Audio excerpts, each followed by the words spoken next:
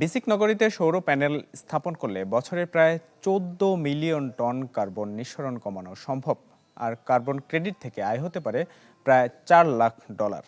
সংস্থাটির আওতাধীন শিল্প নগরীগুলোতে সৌর বিদ্যুতের সম্ভাবনা নিয়ে গবেষণায় এ তথ্য জানায় চেঞ্জ ইনিশিয়েটিভ।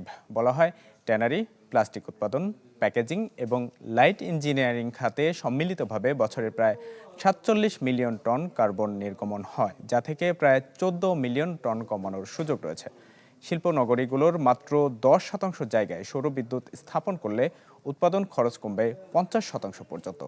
প্রতিষ্ঠানটি জানায়, দেশের ৯০%-এর বেশি শিল্পই এসএমই খাত, যা ৮৫% কর্মসংস্থান তৈরি করে। তবে এই খাত এখনও পুরোপুরি জীবাশ্ম জ্বালানি নির্ভর।